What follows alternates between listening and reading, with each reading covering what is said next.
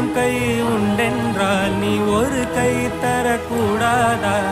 ஈராயிரம் கண் கொண்டாய் உன் ஒரு கண் எனை பாராதா? உன்னில் சரணடைந்தே